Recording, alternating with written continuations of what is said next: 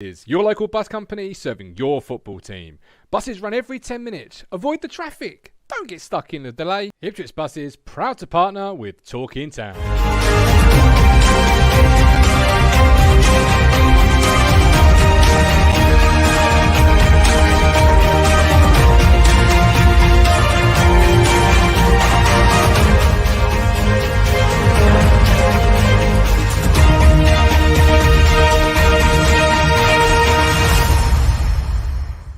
Hello again, my friends, and you are my friends, and welcome to the show that takes you from the weekend, delivers you to the weekend. That's right, it's another Friday night.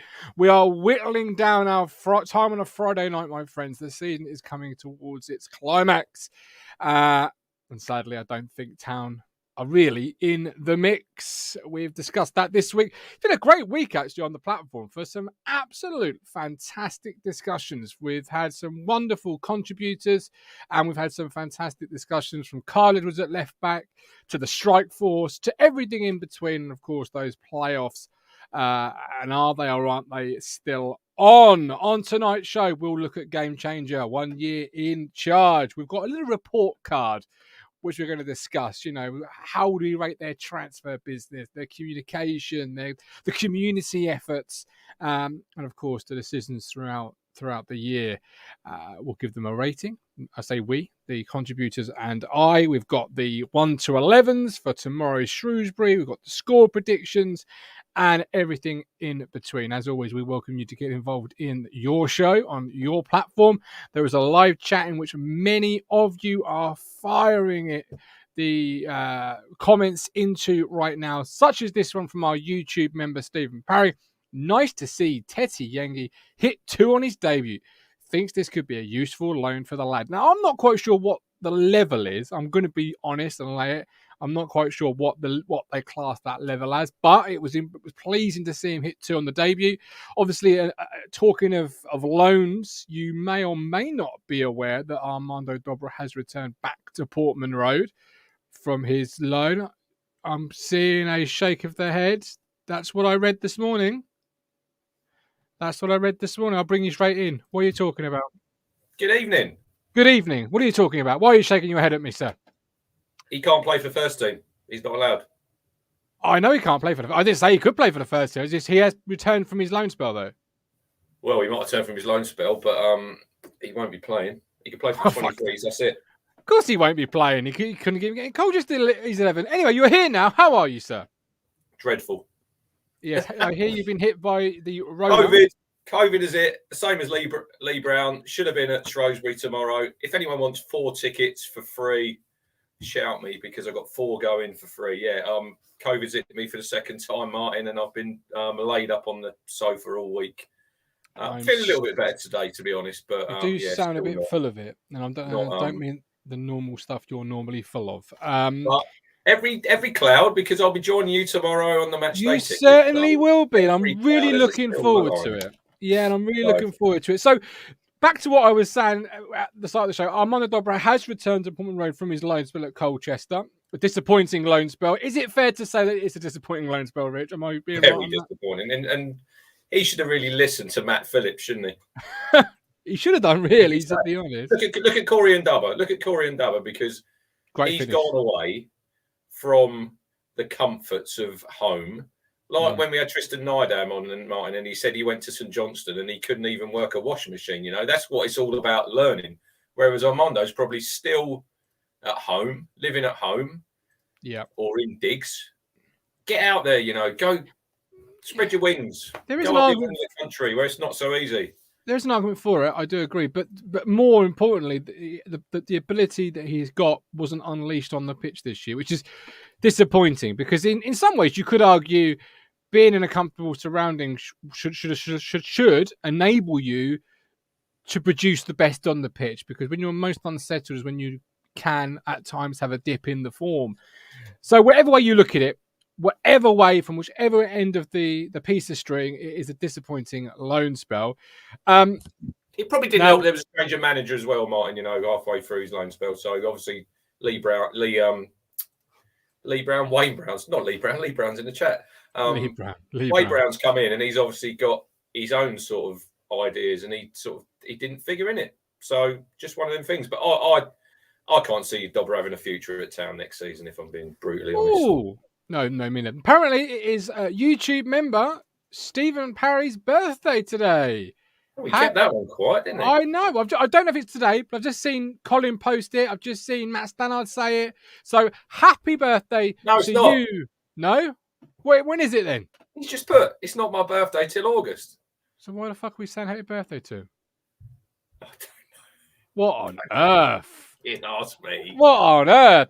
What are the chat on this evening? Right. Well, while the chat sort themselves out, we are, of course, only here because of the wonderful Talking Town 5th Stand Ultras and YouTube members, of which Mr. Parry, whether his birthday's in August, July, or whether he's the Queen and got multiple of the bloody things, he is a YouTube member. We do salute him. We do thank him, as we do Matt Stannard, who's a moderator in that chat, and he's the one saying happy birthday. Sort it out, Stannard. Has Stannard got some fuel for tomorrow's trip, Matt? Have you got, because I spoke to him in the week, struggling for fuel, like everybody is, I think, at the minute. I hope he has. Do you know what? It's the earliest I've been to wish anybody a happy birthday. That I'm going to be honest. Normally, I'm very, very late, but we are early.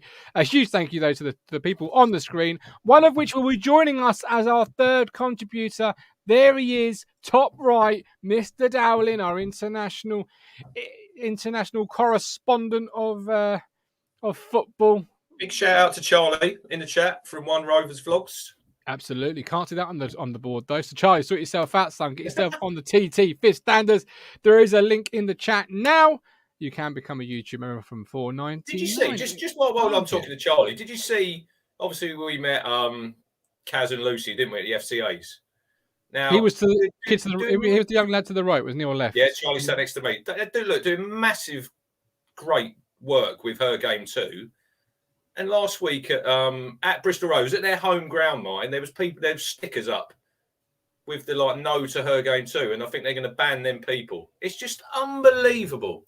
Absolute nonsense. Well, as we know, when you get to a certain level of popularity, it becomes hip and cool to take a pot shot at things that are desperately needed. And I can't get on board with anybody that has anti-Her Game 2 stuff, because we've met the ladies in charge. And not just that, but we're fully behind it. But I did log into Twitter actually for this evening for the first time in a week, and did see a couple of those posts. Active on there, and I thought, he's just remembered his password. No, I was just sat at the desk here before I went back downstairs to beat a couple of people online at Madden.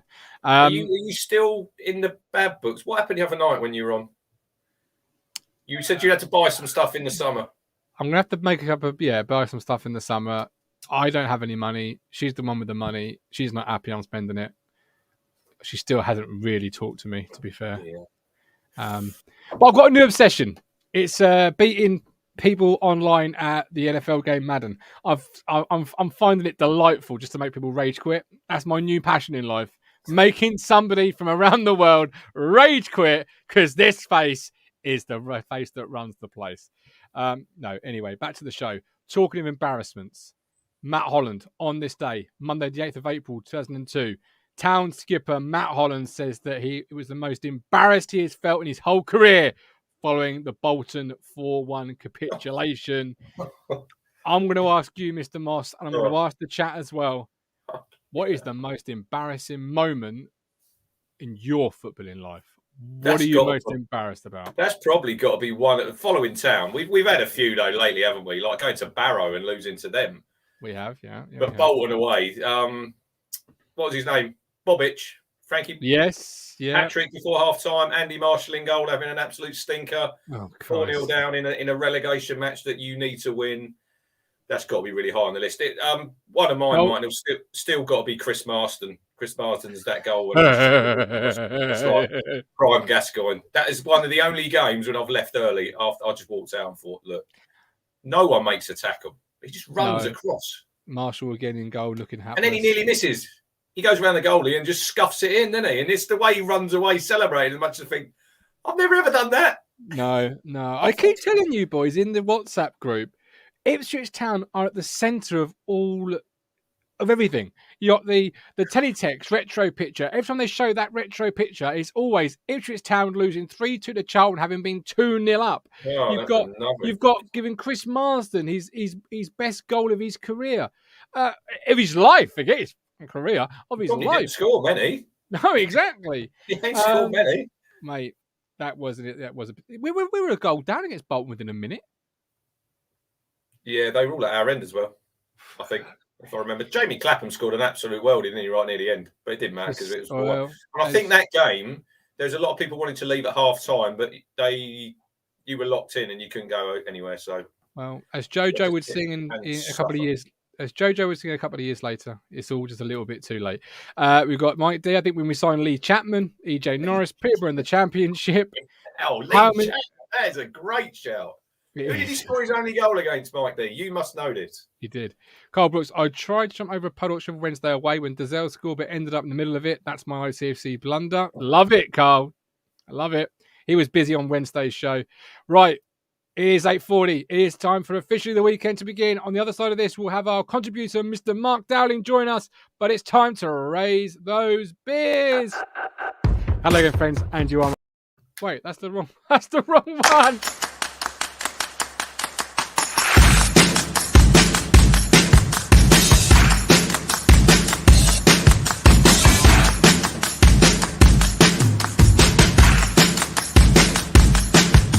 ITFC Legends Pack. Make your weekends flow from $14.99. Cheers. Happy weekend, boys. Here's the pints and points. Welcome in, Mr. Dowling. Cheers, boys. What are we drinking this evening? What is in the cup of I Am the Father? Coffee. I drank enough last Friday to do me a while. Drank enough last Friday and Saturday to do me a while. And what are you drinking, Rich? Obviously, you're not very well, so I imagine you're not. Well, I've got coffee, and to give me a bit of energy, I've got me Lucasade, mate. That's just good stuff. I've got tonsillitis again, so I'm on the non-alcoholic. What again? Fruit cocktail. Now as well, haven't you? I have, yeah. I don't drink off Friday at work tomorrow, you know. Absolutely. Well, no, we don't want a barber turning up a bit half cut because no. People was there, back in the day, he used to do it all the time, but not anymore. You can't stick it back on, Mr. Dowling. Now, the last time I saw you, Mark, you were upset. Not just at the game of football, because Ipswich Town Centre was dead on the Friday night. Did it get more livelier for you on the Saturday night? That's what I want to know. There was nothing happens in Ipswich on the Saturday night. We ended up going for a meal in some Thai restaurant up beside. Is there a statue of a famous rugby player? You know what that is? There's a statue of a half-famous rugby player. Around the corner, there's a few restaurants in Ipswich, in the city centre. No. There's a statue of a big... Really? You've lived there? Bloody hell. I've never lived in Ipswich. Never lived there. All right. Doesn't blow in as well. I do know that our only club is shutting down, Unit 21. I think it's called Unit 21. I know that's shutting down. But so out of 10, Mr. Dowling, what would you rate? It's not very high, is it? What would you rate Ipswich Town nightlife? Well, it was probably the worst we've had. Normally it's good fun. Normally we end up in is it a pub called The Plough? The Plough? Yeah. You know The Plough? The Plough, it's called The Plough. Yeah. The Plough, there's bands there. And on occasion over the years, I've ended up in that nightclub across the road. Where's Unit 17, Martin? Where's that? Oh, it's Unit 17, is it? That is where Liquid used to be. It's is that what it's called now? Over opposite the cinema. Yeah, that's now shutting down, apparently. Unit 17. Cartouche? Was that Cartouche as well?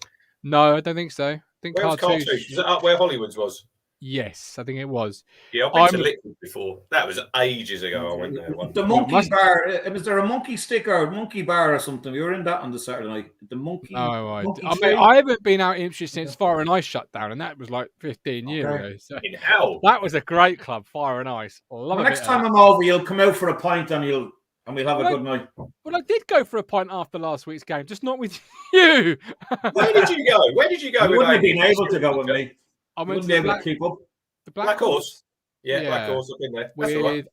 Amy and Alex. I got dragged along. I forgot. Three wise monkeys, as Ant still says. Simon and Nikki, the waterfront's the only nice there at the moment. No, I meant to go out with you, Mark, but by the time I was arranging myself, you disappeared. Yeah. Like into thin air. We were in a rush. And we had to rush off, actually. We're doing something else. We were probably, actually, we had a good night the night before down in Isaac's. It was a good night, yeah. Good man, good man. There's no one in that pub either, but myself and Peter, my mate, just had a few scoops and ended up in some other late night VIP bar around the corner. So it was good. We definitely do need a TT piss up, Mr. D, but we've got to make sure Rich is available. We've got to make sure that his children have been dropped off. I want to see Mike D actually come to the statue on a match day. Now that was quite tame for you. That must be the illness talking, because I thought you were going to say, I want to see Mike D turn up to a game, let alone the statue. But Mike's not enjoyed the season, because he said a few weeks ago, didn't he? You definitely need, yeah. Well, it hasn't been a great season. Before we go into the show, Mark, what is your football embarrassment? Talking of embarrassments, what is one that sticks out for you? It can be anything you like. For Ipswich, I remember when we lost 9-0 to United, and I was living with a gang of lads at the time, and I came home from a day's work. It was a Saturday, and I arrived home, and the lads had changed my bed covers to a Manchester United duvet. And Manchester United, it was like it resembled a child's room, but on the bed was a box of after eights saying what comes after eight, you know. Yeah. So I found them in the pub later on, and I've for years all my friends are United fans, not all of them, but most of them. So I'm still living that down. I can every now and again I throw up 6-0, but we were only kids when that happened.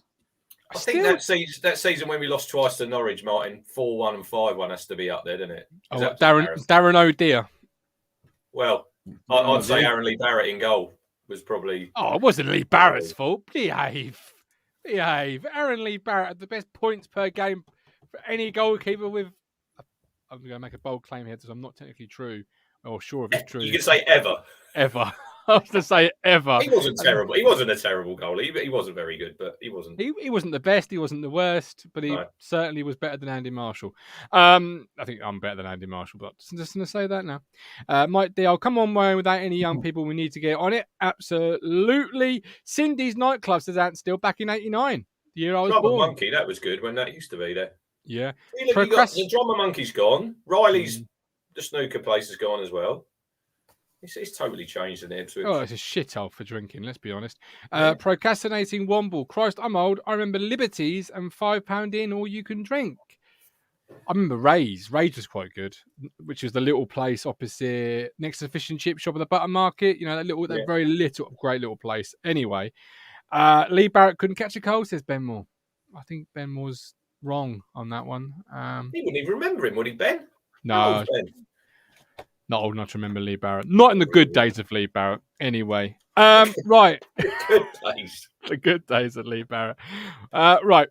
It has been a year since Game Changer 20 took charge of the club, the ownership changing hands. Before I get into the report card and ask you the nitty-gritties, what are your thoughts on Game Changer 1 year on? Mr. Dowling, I'll start with you. Game Changer. All right. It's funny, you look back on it, isn't it? And not that long ago, we were watching a YouTube video of Marcus Evans telling us we were going to be the next bloody Millwall, right? You know how that turned out. No, I think it's been great. There's been some sort of progress, hasn't it? Okay. It's off the pitch. It looks lovely around Portman now, by the way. It looks, it makes a stadium and all that. But yeah, the lads have come in. They have a plan, Let's make no mistake. These owners are here to make bags of cash from their investment. Absolutely. And the only way they'll do that is being successful with Ipswich, and that's the only way they'll make money. They have a plan to get out of League One. Hopefully, we'll get that. But I don't know. They said they're willing to wait a couple of years, but I think the honeymoon period is sort of over. I think next year they'll have to, have to go give it a go. I don't know. I think they need promotion to make any money out of this project. And it's all looking good, yeah. So far, so good. It's brilliant, yeah. That's the view from the Emerald Isles. Rich, with the day-to-day nitty-gritty, you see it every day, every week, every month. I remember sitting in that Wednesday morning when I was on here with you, and it broke. And we were literally on here just as it broke, and you were reading the statement out, and it was like... Because we were prepared, mate. Yeah, you knew. You were in the know. But because what we'd gone through the previous 13 years, it was we never thought our football club would probably. Look, I know at the minute we're still 9th in the 3rd tier. We can't get away from that, Martin. We're probably going to come to that in a minute. But it's like Mike D says there, everything off the pitch is in a fantastic shape. But that just goes to show that the absolute look, and people can say he kept the club going. He did. Marcus Evans, look, he did put some money in to keep us going, but the bare minimum. And we probably thought the way it was going, Martin, we'd have been heading to League Two by now if Evans had still been in charge. You just got to look at the players that have left. Most of them have gone down to Colchester, and look where they are. So yeah, you're right. And look, I remember shedding tears that morning, and it was. I get emotional now because it does. The football club means a massive amount to not just me, to you two, but everyone in the chat. And this is why we care so much. And like sometimes when I go off, when I was shouting at Mark after the Cheltenham game, it's because I care. And I want us to get back where we belong, because bare minimum, we should be a decent championship team, Martin. Bare minimum. Yeah. Now, the first thing we got to do is get out of this league. You know, it's not going to happen this season. I totally agree with Mark. Next season, the pressure is on. It is on the manager, it's on Mark Ashton, and it's on the players. Now, we all know, look how we performed last Saturday, Mark, when you were there. We have a big crowd, and so many times we fail to turn up. Next season, we're going to probably be having, Martin, 25,000, I'd say, nearly every week at home. It's up to them players. They've got to get that in their heads that we have to deliver this season. I'm not saying they've had like a bit of a pass this season, because, like I said before, like we had COVID. I've really enjoyed this season. Even though we're 9th in the table, we've had some really good moments. But ultimately, the season has been a failure, because we're still sitting 9th in the 3rd tier, Martin, and it's the same as it is the last 2 seasons. But definitely off the pitch, it's looking better. Next season, we have to deliver. We have to be up there from the start of the season till the very end. We can't be sitting here the same time, this time in 12 months. Oh, yeah, if only. It can't be that way again. We've got to get out of this division. And I don't want to sound negative, but that has to be the bare minimum next season, has to be top 6. But we need to get out in the top 2. Absolutely. Got to get out of this league. Got to get out. Lee Smith, loving the positivity around the club. We're good to see you. Yeah, we're good to see you as well, Lee. Carl Brooks, even though it's been another season without promotion, it's been a great season off the pitch. Love all the touches around the stadium, as you were saying there, Mark. I feel like I've got my club back. Craig at Portsmouth, my mates tell me we've made no progress at all, but as a town fan, we all know different. Carl, stop cheering up, you big softy crunchy, but I love you, really. It's just my second family, says Nick. EJ Norris, YouTube member. I'm loving everything about our club right now, apart from being 9th, but I'm so positive about our future and can't wait. Simon and Nikki, so much has changed this year. It's going to take a while to turn around the damage that Evans caused. Game change at 20 will give it time. I believe that 100%. Ben, so we have our club back. All I've seen in my 20 years is rubbish. I want success big time. We have to remember that we can't demand that success right away. I think okay, let's start with the decisions throughout the year then, because we are 9th. We are going to finish, it looks like, either 9th or 10th. How have they done throughout their first year? Because I suppose the big decision they had, Rich, was Paul Cook. I was thinking about this earlier, right? I think if they had their time again, they would have appointed their own manager, Martin, because he wasn't their pick in the first place. Now, you said he should have gone after Bolton. Cook said himself, Cook even admitted that he probably should have gone at the end of last season. Now, I think that's probably one of the only mistakes that they'd made, Martin, is the manager. Because hindsight's a great thing. And we don't know what Kieran could have done if he'd had a whole season. He's done marvellous so far. Why did they say Paul Cook was their choice then? He was their main man. I mean, I genuinely can't believe that. Let's face it, everyone wanted Lampard gone. But I can't believe that Evans just decided to sack Lampard and then bring in Cook with a deal imminent around the corner. and just sort of give the new guys. I can't believe that the other guys had no say in Cook coming in. I just can't believe that. Like they're pumping in millions. From my perspective, and I always said this on the show, whenever the time would have come for Paul Cook to remove, it was always very easy for it to be not our guy. That is the reason, because it just, I think you're right in a sense there, Mark. It was very strange timing, but whether it was, whether it wasn't, we will never really know, because the only people that will know are around that boardroom table, and they're not going to say anything other than what they've said. What we do know is that Paul Cook has gone. The timing of it was perhaps too slow, as Rich says. I'm going to give you another sort of decision. It's like what Jason Clayton says, though, in the chat, because it wouldn't have been McKenna back then. It's all about time with him. But then do you trust Ashton's judgment? Because he's got McKenna spot on.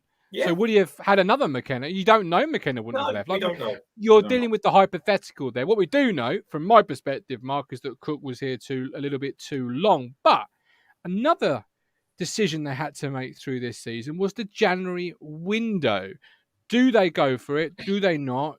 They delivered a couple of signings. Did they do enough in the January? Is that another area where you feel throughout the year they would look at again, or do you think they got that spot on in hindsight? Personally, well, I looked at the transfer window. I knew they weren't going to bring many in because they'd already spent a lot of money, and I think he wanted to have a look at everyone who was here, and he got rid of. Let's face it, we brought in 19 lads.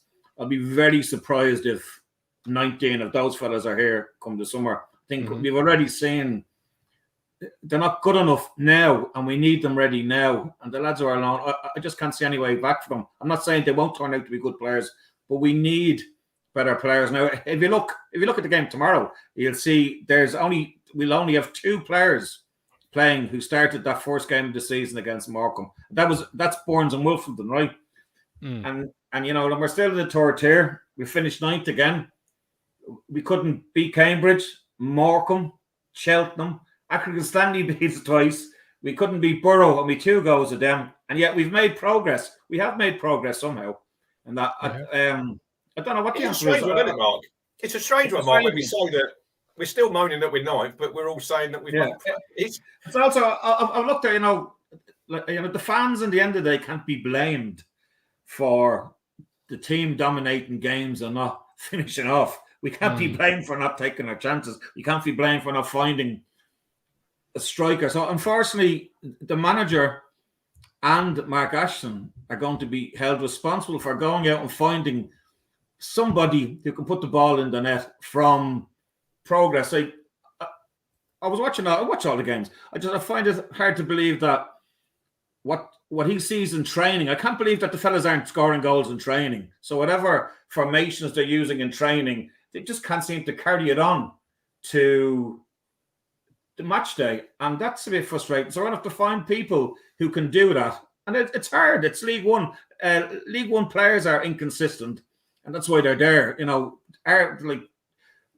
Realistically, nobody's going to come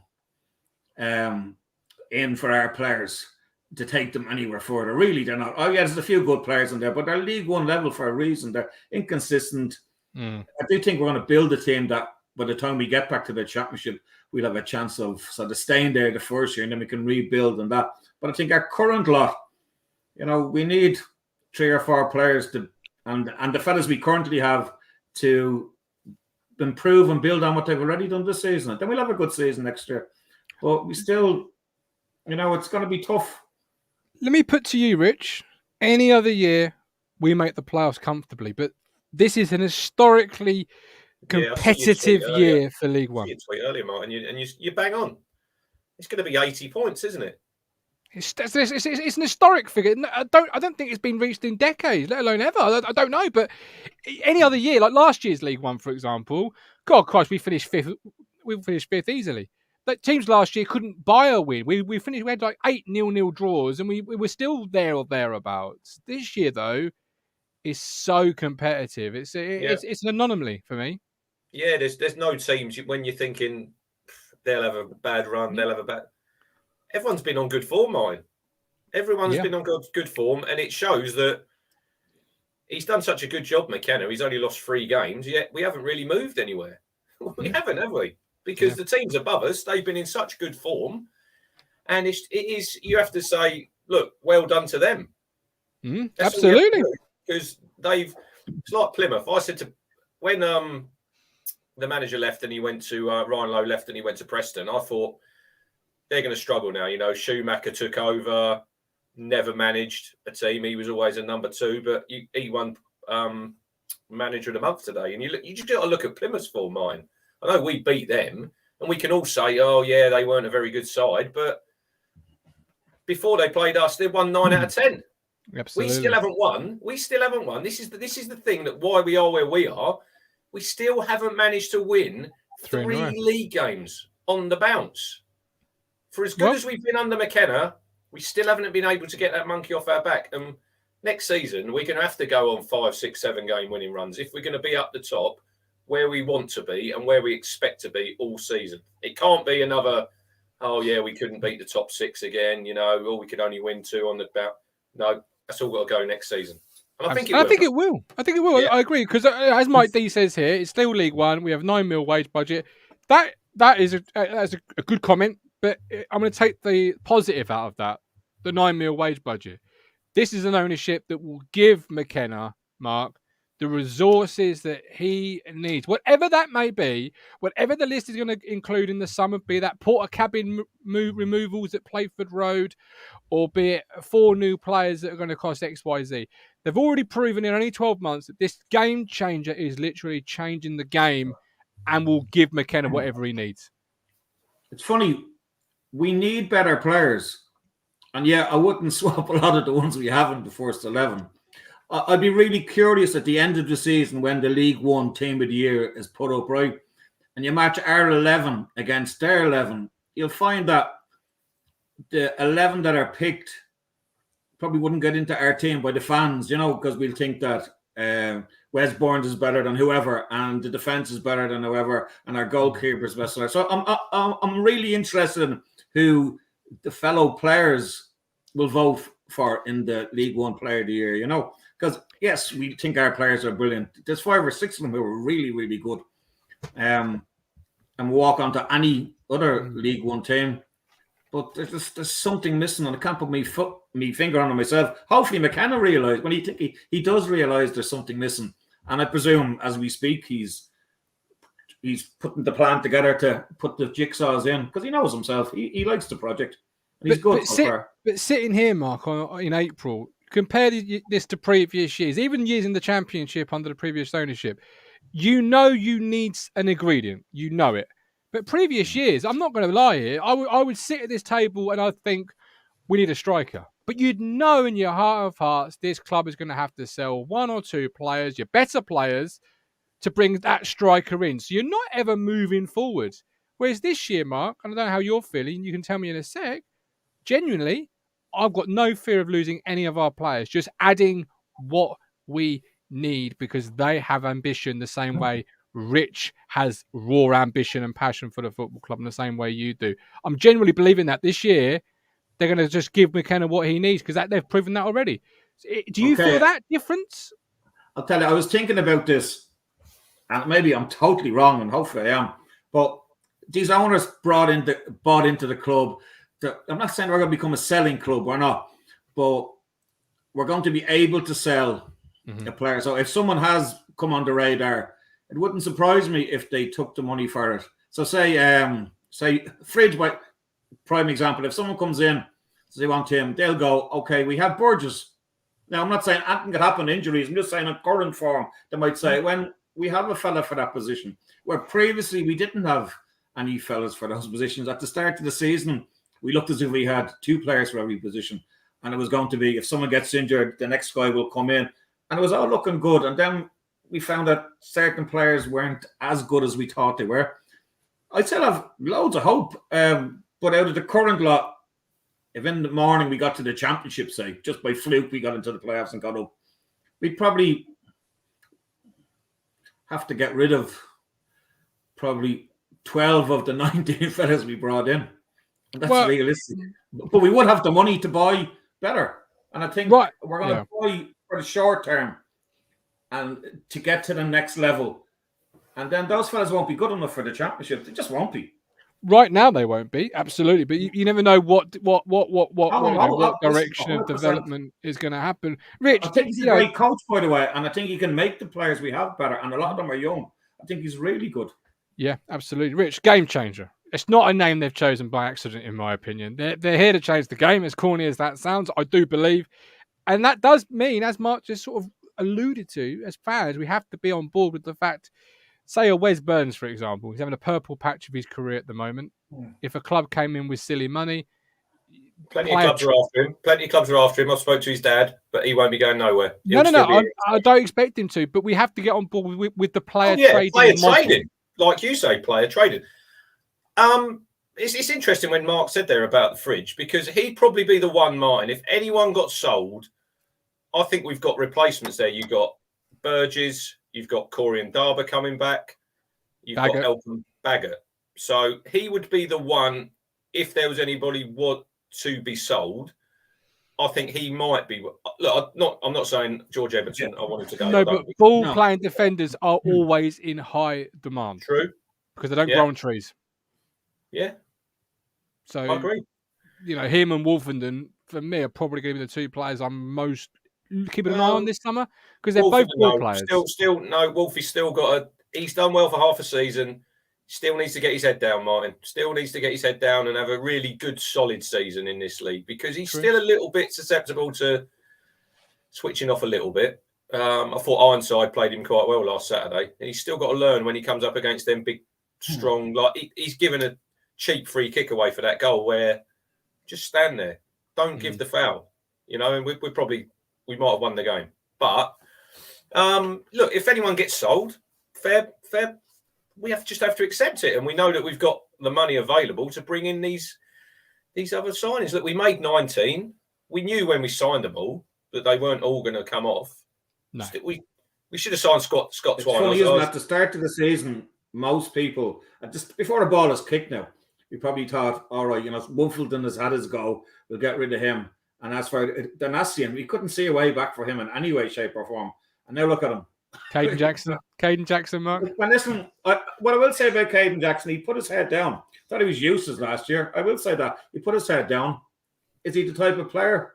See, I like me players playing in the box. I like me players shooting on target. I like me players trying to score goals. And Jackson, he hasn't done it the last couple of seasons. He had a couple of great games when he came on. But again, I don't know. I'll give him a chance. Yeah, of course I would. Lee Smith asked Rich, how many of Piggott, Dobber, Norwood and Harper will be here next year? None of them. I agree. I do agree. Generally, I was talking to an MK fan in the week, and look, I banged the drum in the summer. Scott Twine was top of my shopping list. He has had. This is where, look, I think Selena's had a decent season, but it didn't help him where he obviously come back. He had COVID, that heart problem. Scott Twine has had 25 goal involvement, Martin, this season, with goals and assists. And that's the type of player that we need in our team. And I know there's people out there saying, we should go for him. He'll either go up with MK or he'll leave and he'll go to the Championship. But this is where Selena, would you sign him? I would. But he still needs to produce more next season if he's here. And I think he could, because I think, like you said, Mark, McKenna's a good coach. I think he'd get him on the training ground, get a good pre-season into him. But they're all under pressure, Martin, to deliver next season. All of them. I agree. And Scott Twine is making Troy Parrott look absolutely incredible. Which is what you want Selena to do. Those best players elevate the players around. Which is what I've said all year. They elevate the players around you. Other areas of the game changer. The communication. That's a very easy one. It's night and day between the ownership and this ownership. And obviously, Rich, a lot more than some, just how much of a communication, they've had, they do. What would you rate them? Well, no, they came out. We had Burkay on here. We had Mark on. Yeah. But they had a little bit under the radar. And I heard people in like midway through the season, why don't you hear from the owners more? Because obviously when they took over the club, they want to be visible. They want to come on stuff like this. We hope to have Brett on at some point because he's not been on here, but I think he will come on. But you can't be hearing from them every 5 minutes. Say you have a couple of defeats. I want to hear from the owners. No. That's why we've got Mark Ashton. That's why we've got Mike O'Leary. They're the guys in the visible every day that you see them. We don't need to hear from the owners every single day. But look, you've just seen, look on social media, Martin, you see their free videos they put out. And Brett, he's such an infectious guy, isn't he? When you hear from him, he's got the scar on his head and he's like, you can tell that you can tell that they care and they want the football club to be successful. And I think, like you said earlier, Mark, that they're not making any money in League One. When the spreadsheet or it comes out at the end of the season, Martin, how much you've made, we'll be making a loss this season. We will. I think we all know that. When we've got a £9 million wage bill, you're not making a lot of money by finishing 9th in the third tier. But we know that with a little bit of patience, and I know it's hard to say patience, isn't it, when we're still in the third division. But I think in the end, we will get to where we want to go. We will. And I know we're not too far from it. We aren't. It's small margins, but it goes back to the word we've used a lot this season: inconsistent. And why we need to be just a little bit more consistent, not a lot more, a little bit could do. And maybe hopefully in the summer the new players might be just exactly what we need. A new midfielder from Morsley. I'd like to see an experienced championship lad coming down.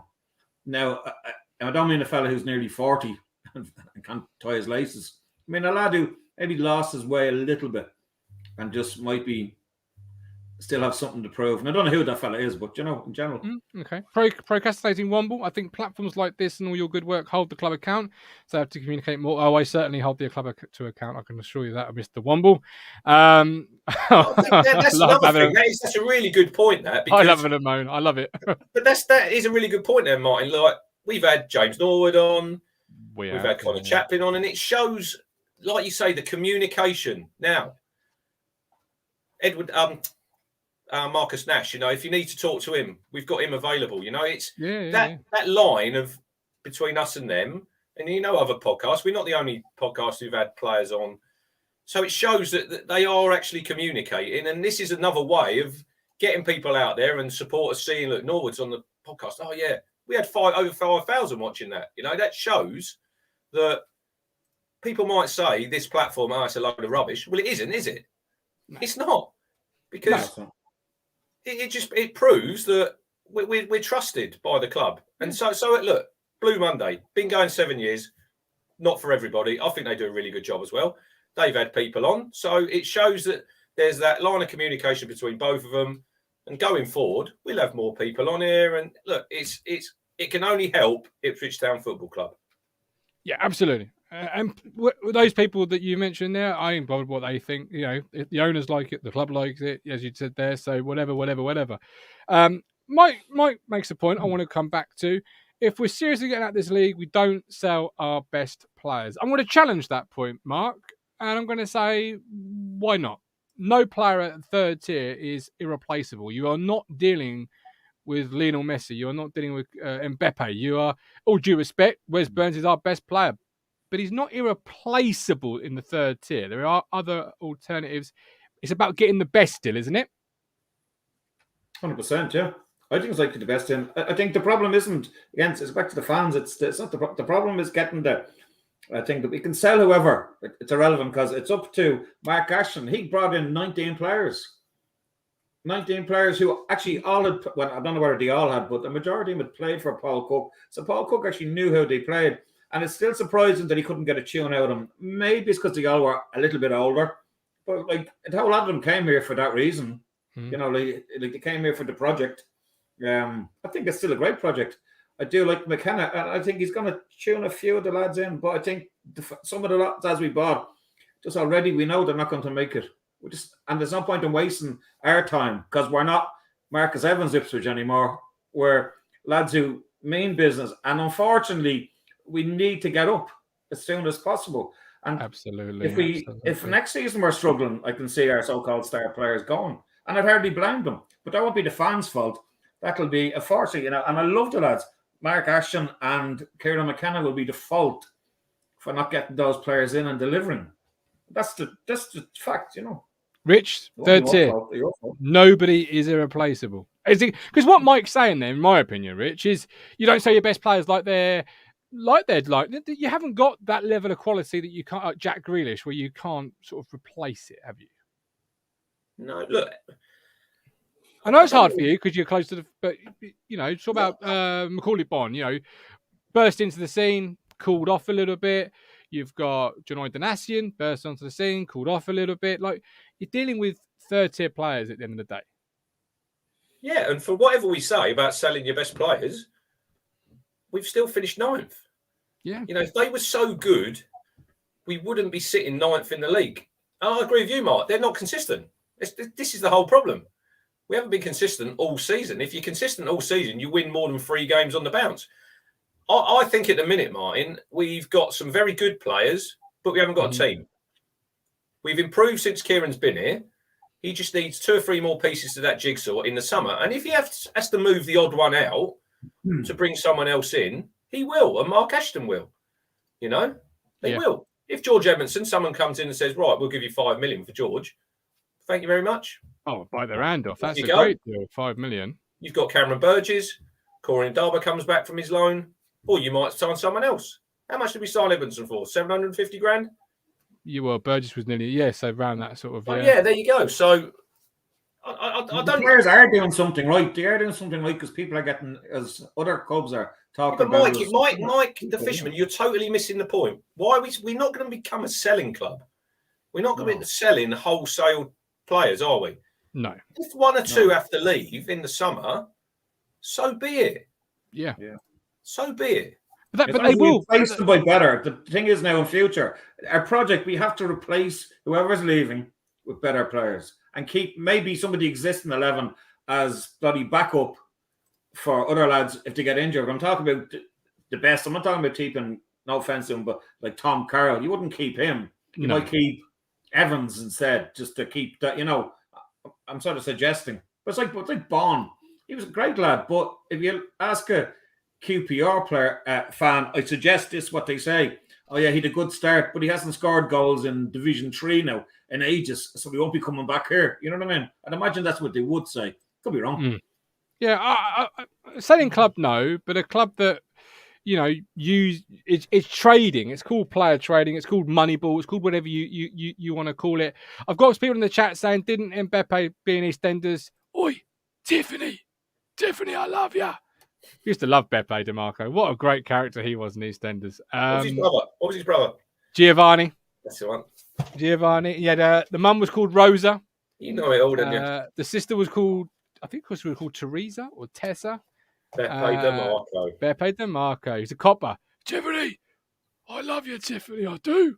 Callie, waggy shit now about Martin Waggle. Never diss Martin Waggle in my chat again. He Callie is shit. My boss supports Coventry and he's been absolutely tired this season there. He hasn't been great. Last one before we move on is community.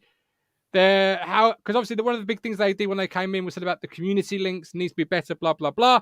Have they done that in year 1? Is there more to be done, etc.? Rich, you're nodding your head, so you tell me. Massively. Look, you've got Matt Holland on board. Yep. Connor Chaplin, Tasha Thomas is on there. Mm-hmm. Look, this is one of the mistakes Marcus Evans made, didn't he? Shut down the community trust. And you think, Ipswich Town, one club in Suffolk. How many people live in Suffolk, Martin, that you could reach out to? About 750,000. Yeah, I think it's about 750,000. So look, you're getting across all the schools. It's great when you go down to Portman Road. Mark must have seen it last Saturday. 26,500. Look how many kids were at that game. Look how many. I see the membership, Mark, for the Junior Blues has sold out this season for kids. 25%, I think, of girls are Junior Blues members. It's massitive. And it's only going to get bigger. Locals, it is. It's fantastic. I know you said this half joking, half serious all the time. But lads who sit at home, I don't mean me, I'm in Ireland, who don't go to the matches, but a load of them would love to go. No, it's be joking. But seriously, I mean, it showed there Christmas time when everyone chipped in to buy people an extra ticket, because people can't afford to go. And so it is great to see the place full for whatever reason. So there is loads of different reasons. You clearly spend all your excess money on going down, which is fantastic. And I'm totally jealous that I can't come over as often as I can, because it's brilliant. I love it. And I hope the young kids coming through love it, because it's fantastic to support any club, but to get that buzz and that feeling, which I get, which is bonkers how I get it, but I do. That's the difference though, isn't it? Over previous years, I've been going out of obligation to go because it's my club. I love it dearly. Yeah. It's what I know. It's my habit. It's my habit every weekend. I'm addicted to it. But I don't. I mean, other than the occasional game now where you're thinking, "Oh, the end of the season, we're not going anywhere." Not once this year have I felt it is. Oh, I'm going to football. I can't wait to get to Portman Road, and I think that resonates up and down the four corridors of Ipswich Town, Rich. People generally are enthusiastic about getting to Ipswich Town Football Club these days. Again. Yeah, I don't look because we couldn't go last season because of COVID, obviously, and we all look forward to going back when August come round. But this season, I know I don't want to bang on. We're still 9th. We're probably going to end 9th. But I agree with you there, Martin. You're looking forward to a Saturday or a Tuesday.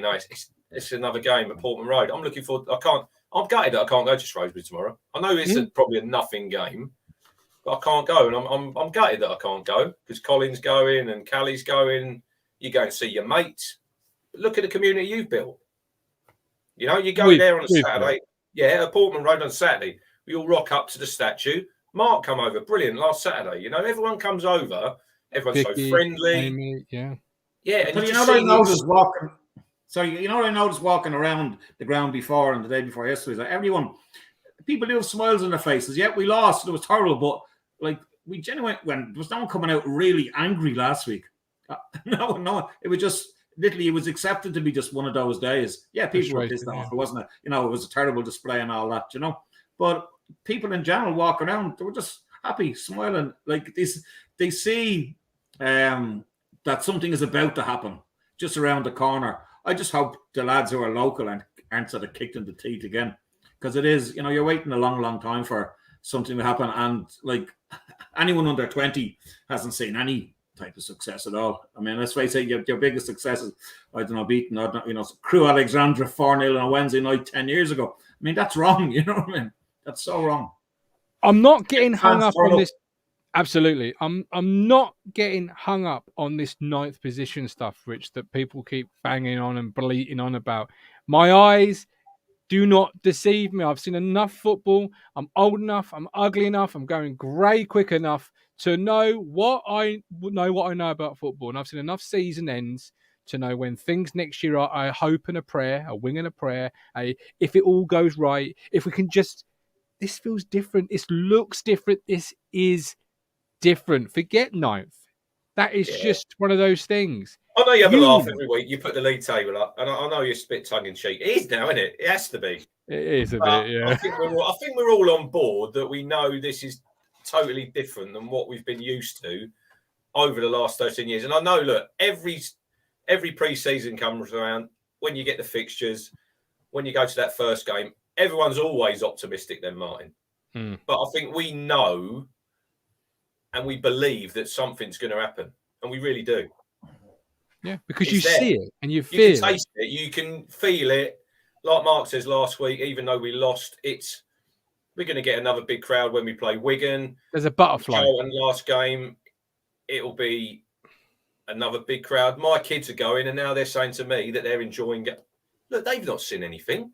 They've been going since they were 2. I took them. Archie went to his first game. We lost 3-0. That was the Chris Hutchins game, just after Paul Gill. We lost 3-0, Well, why do they? I know, I don't force them to go, but they want to go. Because I want them to take their kids when they're older. Because at 2 years old, you did force them. There was no... quite a lot of sweets. But they like going. They love going away because they know how much it means to me. And I can see now how it means so much to them. And it meant so much to you. It meant so much to you for your dad when he used to go. Matt's dad when he used to go. Colin's dad. And I'm getting emotional again. That's what it's all about. That's what it's all about. We've got Callie. We're still 9th. Terrible season. This is kind of tongue-in-cheek. Game changer out. McKenna out. Bring back Evans, Lambert. McKenna only played for Spurs. Lambert played for big clubs, don't you know? Mike D. with Tim Pot FC for 13 years. Thank fuck for game changer.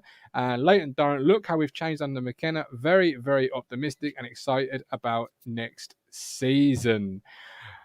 My boys love it too, Cruncher. And I'm so proud to have 2 children who don't support a Premier League team. And I'm so thankful for that as well, Matt Stanley, because every week you bring a best cookie or biscuit over to me, and I just love it when you do. So I'm thankful that you're there as well. Premier League, what he'll be bringing over. Oh, Okay, 3/4 mil. No, honestly, we get home in the evening. I have half of it. The wife has half of it, and we just literally toast Matt Stanner with our non-alcoholic champagne. It's like, but one thing we do know: the more successful we get, the longer it will be taking to get out of Portman Road, because that is an absolute nightmare now. Got no problem with that. Come on over to the Solar Fantasy statue. We can have more people on the show if you are watching, whatever it might be. To sum up, before we go to 1 to 11s and score predictions for Shrewsbury, you can either give the rating for the year for Game Changer or a word. So a rating or a word to sum up the last year for Game Changer. I'll start first. It's going to sound corny, but quite literally, game changed. Game changer. That's what it is for me. Pure and simple. They've changed the game. Club's on the up. Feel it in the pit of my stomach. Butterflies are back. Can't wait to see what unfolds at my club. Mark, over to you. No, it's all being positive. Yeah, no, just pure positive. Positivity, should we say? Yeah, positivity. It's positive. We're going in the right direction. Absolutely. Very much so. I haven't seen anything to suggest we're not. Nothing. And it's a pleasure to listen to all the lads who are on board. You know, you listen to them and they sound enthusiasm. Mark Ashton is a fantastic salesman. You know, he could sell snow to the Eskimos. He's really good, and he sold the division so far to all of us, and we've all bought into it. The other lad, his name won't come to me now. He could read the phone book and you'd listen to him. Mark Ashton is a good salesman. Yeah, he really is, Mark. That's a great comment. I can call you Mark, right? It's a great question. Callie's let me down, Rich, because I was 99.9% sure he'd say green shoots, but he didn't. Well, you know, we should have that on our club badge these days. Ipswich Town FC green shoots. Because you know we weren't lying technically, was it? He could see green shoots. Now, what he could see, we don't know, but we are definitely in a better place than we were when he said that. Rich, over to you. What do you think? 3 words: love affair rekindled. Love it. Absolutely love it. Right, I got 1 to 11 score predictions. Paul Caulfield. I just hope petrol prices come down so I can get to matches. Well, Paul, good. Lucky for you, we have teamed up with Woodpecker Mortgages and Protection. They can possibly save you money to get you to the game. Hello, you lovely lot. I am here very quickly to discuss Woodpecker Mortgages and Protection, run by Ipswich Town fan Graham. So you know you're in good hands if you go with Woodpecker Mortgages and Protection. I want to discuss the income protection service they do with you. You all know me and you all know my story. Literally, one day I went out into that big wide world, the scary world, and I had an injury which left me disabled and unable to work. Just like that, I lost my income. Just like that. That's a click there. Crazy. This may have been an answer to a prayer, because obviously when you can't work, you can't earn. And when you can't earn, your bills are still going to be there wanting to be paid, like children needing to be fed. This could have been an answer to my prayer and taken some stress away from me and let me focus on my mental and physical health.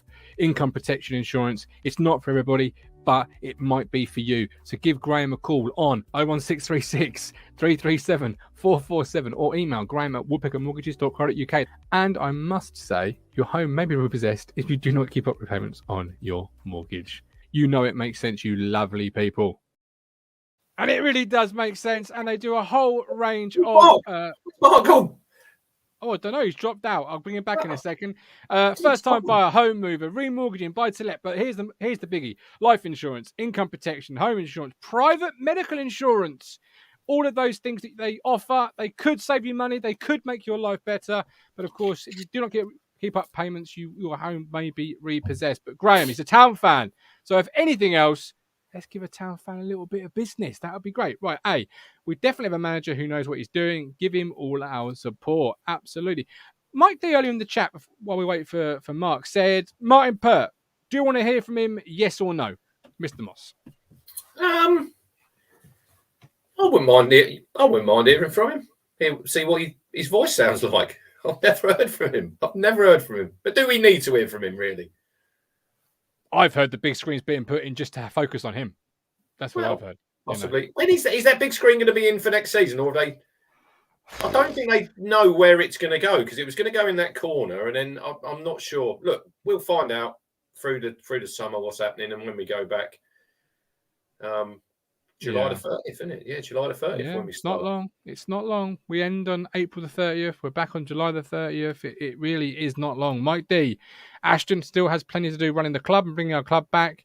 He will back McKenna, but it's up to the players and McKenna. Absolutely, Mark. Welcome back. Sorry, I vanished there for some reason. Yeah, well, it's that Wi-Fi signal. It's you want to get our the Wi-Fi in Ireland is grand. Thanks. We're in Europe. Everything's grand in Europe. Well, no politics on the show. It's better than Lewis's. Oh, that was dreadful.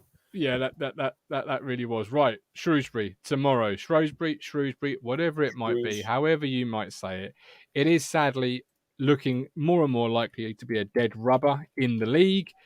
Obviously, we want to win. These are the teams that you've chosen, thinking we're going to get a win. I'll start with yours, Mr. Moss. No, I'll start with yours. Here it is. You've gone for Aluko and Selena this time, Rich. Yeah, why? Sonic. Give Sonic. Well, Colin's going tomorrow, and you can see his favourite player close up. Yeah, I think. Look, Chaplin last week and Selena. I thought they both struggled against Cambridge. I'm just mixing it up a little bit, Martin. I know people will be saying, sometimes now you could get some of the youngsters in. Not really. Do you think they're really going to? Maybe the last two games. When you think of after this game, we've got Rotherham and we've got Wigan, the two top teams in the league. He's not going to be throwing any kids in against them, is he? Really? I'm not sure I want to either, though. Like I want to be building for next year. I'm just writing down on my bit of paper here that, in my opinion, you've got 4 players, possibly 5 players, playing for a contract here next season. Possibly Dominic Thompson, Big T, Aluko, Selena, and Bond. They're the players that I want to see a lot out of between now and April 30th, because they're the players that, for me, are undecided, Rich, on do we bring them back or do we let them go off into the big wide transfer market? Yeah, they've still got some big decisions to make. Look, Thompson, I think he'll probably go back to Brentford. I know he's divided opinion. I think he's done rather. Do they want him? They're going to stay up by the look of it. Is there a place for a third, fourth choice left back? They've already signed one. Probably not. He'll probably go out on loan again. But look, it depends. We'll have to wait and see. It depends what he wants to do. It depends what McKenna feels. Aluko, yeah, I think he's performed. I think he's done all right. I think he has. Yeah. Aluko, I'd definitely keep Aluko for another year. I'd sign Selena. I've made my thoughts on him clear long ago. But Big T. Big question marks at the moment. Looked okay in places. Yeah. There is definitely a player in there, but it's Lee Evans is going to be number one with Sammy Morsey, isn't he? You would have thought. I don't think he's not going to play no more this season, is he? I'm edging towards letting him go. Who, Evans? No. Yeah, no. Started the season injured, ending the season injured. It's not a good look. It's not a good look for me. Evans will be the backup midfielder to whoever the new guy is who comes in to play with Morsey. Possibly. I say that because it has to be. It has to be. We can't have 2 of them, and we just can't. Well, look, Lee Evans, I think when he plays, is a tremendous player with great. Yeah, I do. But and that's me saying at the start of the season, what is a Lee Evans? That's what I said. I agree. I think we've missed him as well. I think the switch in personnel between Morsey and Evans was really good. But I will say what I've said since the day I started this platform. Your best ability is availability. Yeah. Don't disagree with you there. But and he hasn't been available, and look where the midfield is because he's not available. So yeah, and with a shorter summer as well, fitness injuries. It's going to start. I like him. I'd keep him around, but if somebody said to me, "What you doing with Lee Evans? Can I take him off your hands?" I'd consider it. I would consider it, Rich. I think he's probably one of our only players who can take a good set piece at the minute as well. Yeah, but that ain't saying much, is it? No, it's not. I know the bar is pretty low. That's the Bristol stall chart coming out again. I agree with Mike D's comment about people forget how shit we were on the left before Thompson came in. Now, I've heard a lot of talk about Matt Penny and get Matt Penny back in the team. Yeah, everyone was moaning about him when he was in the team. So now he's been out the team. Suddenly he's become a better player when he's not playing. That's the reason why I bought in. That's the reason we bought in Dominic Thompson to start with. Yeah. Because he thinks he's a better player than Penny, and he is a better player than Penny. Yeah, absolutely. He is a better player. But Matt Penny is our player, so I think Mark might have Penny in his team. He has. I'm hesitating on a much. Is he a much better player? I don't know if he's a much better player. I'll He's played in the Premier League this season. Played Premier League football. Oh yeah, but Matt Penny is everything that we were told, Martin, when we had the Sheffield Wednesday lad on before. Oh, he's definitely Ronsil. I'm getting called up on it because Ben says Edmondson's the same. Then Gub with that logic, little bit different. But then Burgess is making Edmondson almost. Well, no, not almost expendable. You know, because he's played well. You've got Baggett coming through and Darby coming. We're going to have a little bit of a supply chain cloggage because we've got a couple of defenders that are going to need to make the step or two in the next year or two. I think Baggett will probably go out on loan. Yeah, but in Darby, I think he's surely ready for first team. Surely ready for that first team picture. I told you that at the start of the season. I did say Kieran Darby when we see him play against Newport. But he's done what Wolfenden done. Wolfenden had a year out at Swindon, Martin. And it's done him the world of good. Now, he's played a year at Salford. Great goal last week, by the way, at Hartlepool. Fantastic goal. I showed it. So you'd think he'd step up the ladder now where Baggett goes out. And then he gets a year's probably football at a League Two team, I think. This is where I'm saying about Edmondson if he was sold. Yeah. Because you'd have that backup. Well, look, we don't know what happens in the summer. Someone might get injured. Nobody knows. But Kieran Darby will come back to this football club. And I'd pretty much say next season he would be involved in the first team. And he's left-footed. Nice bit of balance. Love a bit of balance, me. Right, Mark. Your team is this one on the screen here. You have got Walton, Donasian, Wolfenden, Burgess, Penny, Aluko, Morsey, Burns, Selena, Norwood, and Piggott. Where would you... Let's start with the Matt Penny. Much better. You've got him in over Thompson. Tell me why. Why is that? We're looking... This formation is all about attacking and scoring goals and basically passing the ball to the two strikers up front to score goals. Penny is... We need a wing-back, and he is the wing-back.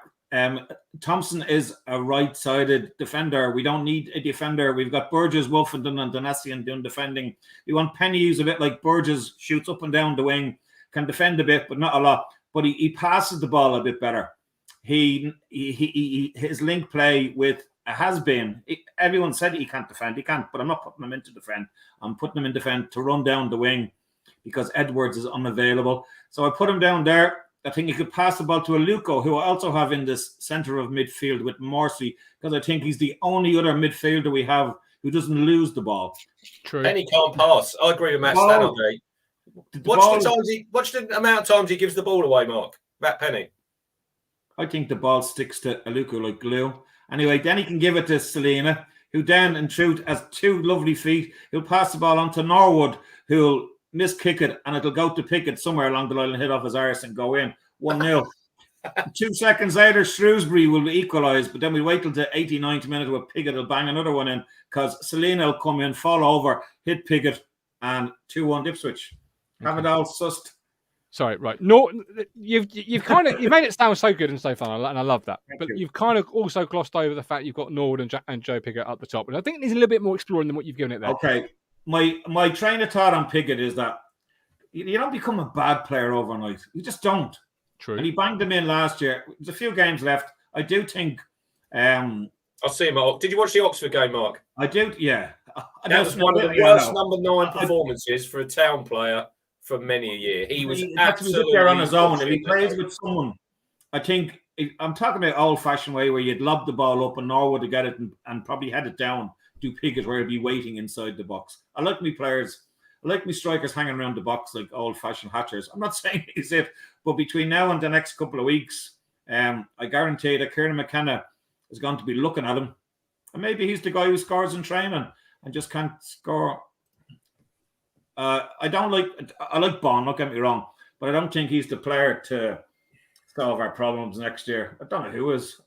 Okay. I'd nearly say Caden Jackson could probably be a starter ahead of the other because he knows he can shoot. He doesn't score, but he can shoot. Yeah, I do think let's unpack what the chat is saying. Obviously, Penny first of all. I think I think some people need to give Ben Moore an apology because Ben Moore was first on the scene with the Matt Penny. He gave him a 4, didn't he? He gave him a 4. Got absolutely ripped apart for it. but he was spot on the money. Let's be honest. He saw what people are now seeing. He saw it early. Big up the young Pep Maybe Guardiola. not in that game. He wasn't the 4. I don't know what game it was. He gave him a 4. It was brave.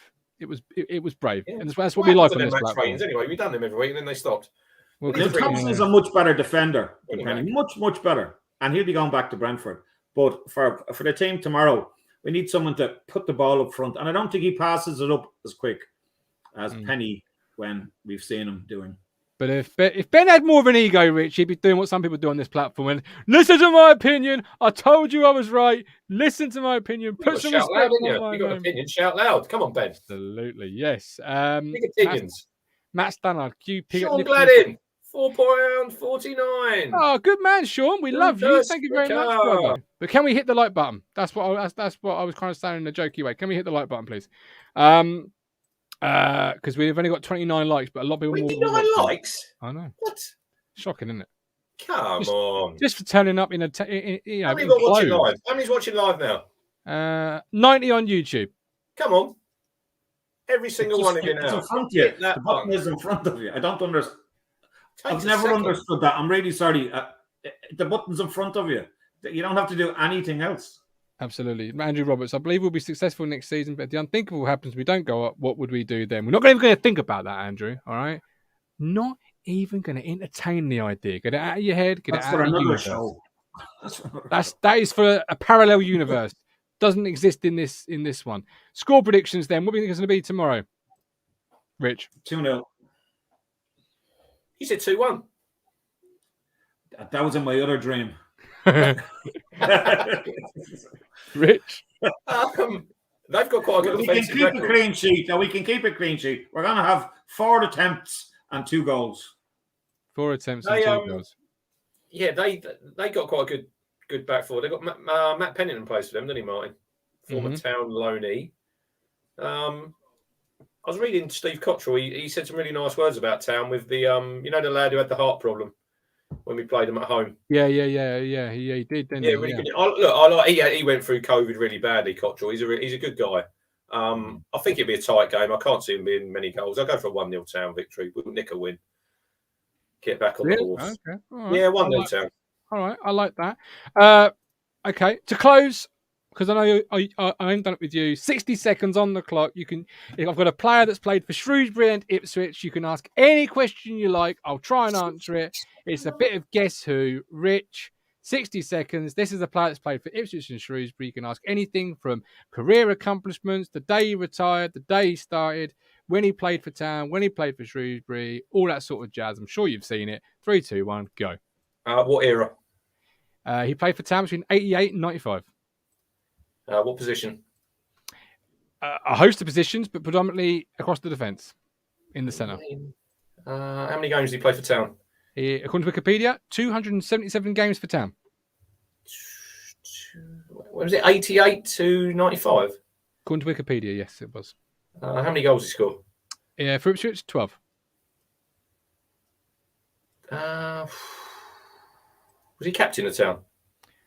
Wikipedia doesn't tell me that, but I think at some points he was, yes. David Linnigan? Correct. Yes, get in. That Richard Moss, David Linnigan. Good player. Absolutely. Matt Phillips is a big fan of David Linnigan. Was he captain for Town? I'm sure I remember. He was captain when we won the league in 91-92. There you go. I'm glad I said yes in the end then. I wasn't to do that player on Wednesday's show, but well, Tux and Curtis, they didn't really know who that was, so it didn't really pan out. I know. I think it's. Yeah, they're too young, aren't they? They're too young. I'm older than these people. They are. Oh, I've got one for you as well, Mark. This one's a little. Go on. You're going to really be hinting good at this one. Go on. Well, hang on. This one's a little bit harder. All right. Okay. A little bit harder. That one was hard enough. Well, this one's even harder. 3, 2, 1, go. Who was the manager of Ipswich at the time then? Good question. He played between Town for between 89 and 90. So Rich will tell you who the manager of the Town. John Lyle, wasn't it? Or was it John Duncan? John Duncan. Yeah, Duncan would be 89. Yeah. And he played for Shrewsbury as well. He did play for Shrewsbury. On loan. Shrewsbury. On loan at Shrewsbury, yes, 4 games. On loan from Birmingham, he was. Loan from Birmingham. Ask me who he started his career with. Who did he start his career with? Norwich City. He's had a loan spell with Deportivo La Coruña. Blimey. I'm useless. Go on. I'm useless. Go on. I'll give you his previous team. Started at Norwich, had a loan spell at Stoke, then Deportivo La Coruña with 85 games. Wilham 2 with 13, then played for Town for a year, then Bristol Willem City. Not Willem 2. Sorry, all right. Bristol City, I'm reading it quickly. Bristol City, Birmingham City, Burnley, Crystal Palace, Shrewsbury Town, Walsall, Peterborough, Walsall, Ayr, Inter Turku, Boston United and Tamworth. For those that want to know, Inter Turku is a club based in Finland. What position was he? What position was he? Bear with me, just one memento. He was a midfield player. Place of birth, Ipswich, in September of 1964. Who is this player? Blimey. I don't know. What's his initial? His first initial? L. Is it Louis Donowa? It is Louis Donowa. The chat's got it. Louis Donowa. There you go. I don't know who Louis Donowa is, to be fair, but he's played sort of striker. He was sort of striker. He weren't a bad player actually. What a really strange career. Starts at Norwich, goes to Deportivo La Coruña, ends at plays not just goes there for a cup of coffee. How many goals did he score? He scored a few goals for Town, didn't he? He scored 11 goals for Norwich, 20 for Deportivo, 1 for Town in 23. According to Wikipedia, this is. He must have scored a few in the cup, maybe. But Louis Donowa, what a player! There we go. What a way! I thought I'd throw 2 in just to end the show and see how you liked it. They're good fun. I always think those ones. But we're done. We're dusted. We're back tomorrow, 1:50 for the pre-game show, and then of course the full-time show. Mark, thank you for joining us this Friday. I hope you enjoyed your evening. Thanks for having me. No, it's our pleasure, and thank you for swapping. Because you were supposed to be on Wednesday, and then Lewis couldn't do Friday, could do Wednesday, and then he couldn't do Wednesday in the end either. But Rich, how are you feeling now? Has it got you through the last hour and a half? Well, I've been bored since Tuesday, so yeah, it's good, and I'm looking forward to tomorrow to coming on here and being one of the knobs from home watching. Fields. Yeah, you will. Right, we're done. We're dusted. We'll see you tomorrow with love, with care. Hit the like button. Come on. We're on a journey, looking back on the things that we've taken for granted, but feels like we're learning to be better.